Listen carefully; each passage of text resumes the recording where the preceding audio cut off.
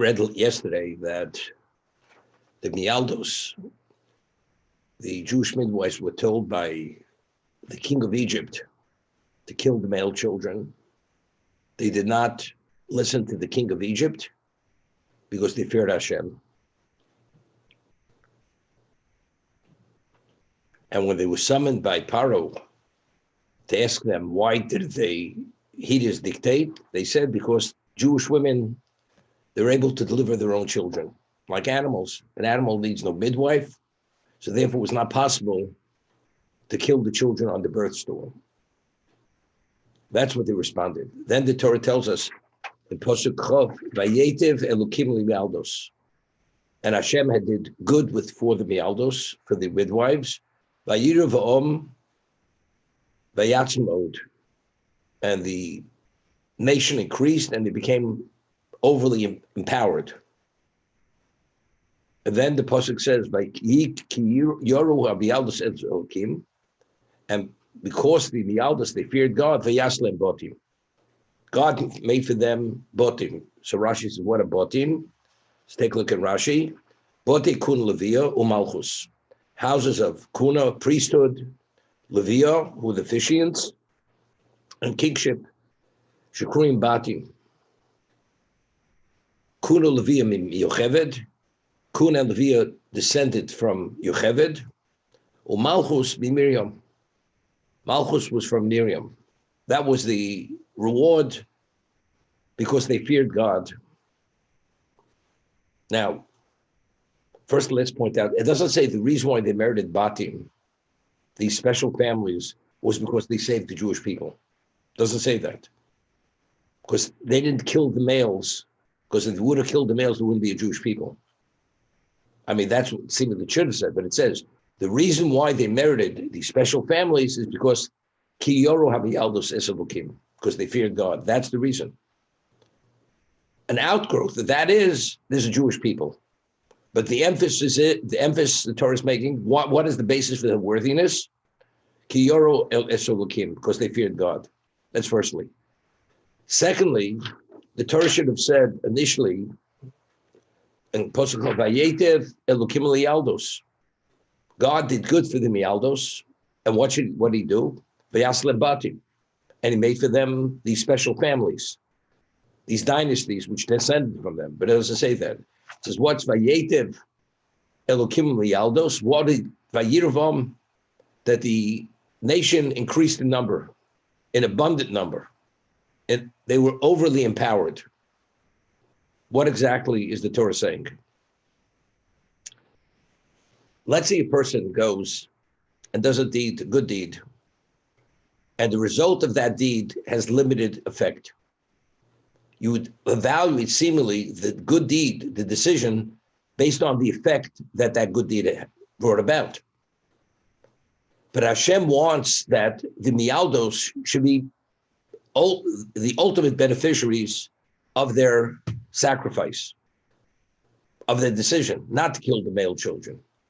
Let's say they wouldn't have killed the male children and the Jews would have increased by 100,000. And now that they didn't kill the children, the male children, they increased by millions. Which the first or second scenario has greater value? No question, the second. Because Hashem wanted them to be greater beneficiaries of their sacrifice, therefore he caused them to increase to a greater degree. Vayetiv Elokim Lamialdos Vayiravaom, the people increased in great numbers. Vayatzim Od, that was the reward. That their action should take on greater value.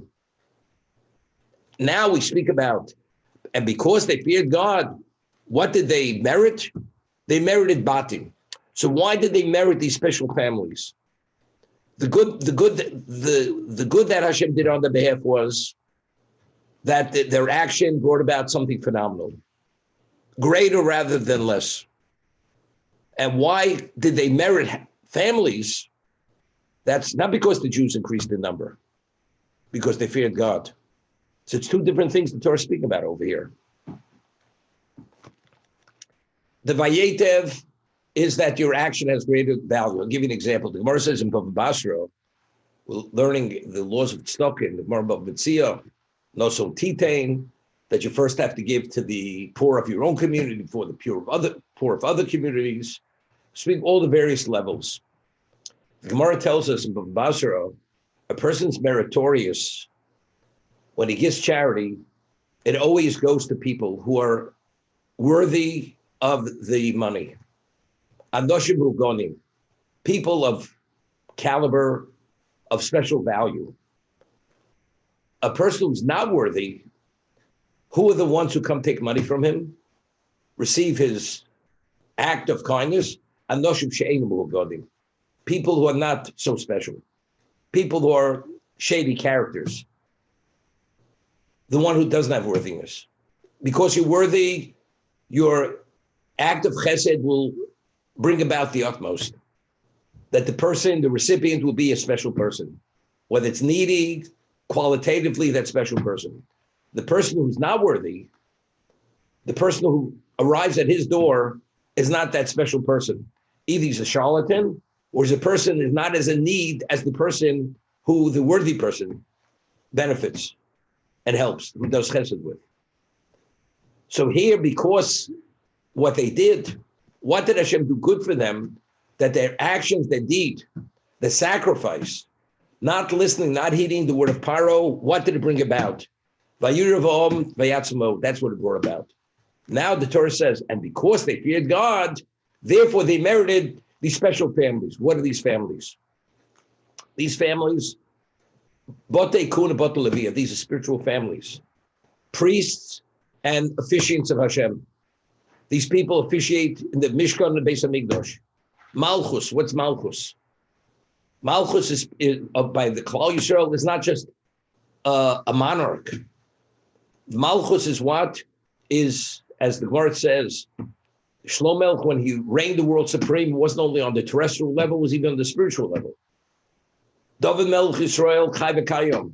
He's the Davidic king. He lives forever, meaning he ultimately will destroy all evil. He'll bring about on God's glory. So the Malchus of Klal Yisrael, which is the Malchus based David, this is all purely Kiddush Hashem. It's not just being a monarch, that I'm in control and I'm able to dictate and dominate large numbers of people. And it's my glory.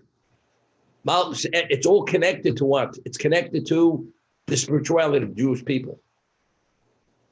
The Gemara tells us in Psochim that when we came into Eretz Yisrael, we were commanded in 3 mitzvos. Firstly, we were commanded in appointing a king. That's the first thing. The second was to destroy Amalek. And the third was to build the Beis HaMikdash. That was the order of the mitzvos. First, you have to have a king. What is the objective of the king? To rule, and then to destroy. That king will go and destroy Amalek. What is the value of the destruction of Amalek? Hashem says, my throne is not complete until Amalek is destroyed from under the heavens. And then we build the Beis HaMikdash. What happened? Shaul HaMelech, who was a descendant from the tribe of Binyamin, failed. That was the whole story with Agag. Rather than killing the Amalek king, he did not. And he took the herds and the flocks. And because he failed, the kingdom was taken from him. And it was given over to David HaMelech. But that's the order. So you see, the king is directly related to Mechias Amalek. And after we have Mechias Amalek and Hashem's throne is secure, then we speak about the building of the Beis HaMikdash, which is the permanent location for Hashem's presence in this world.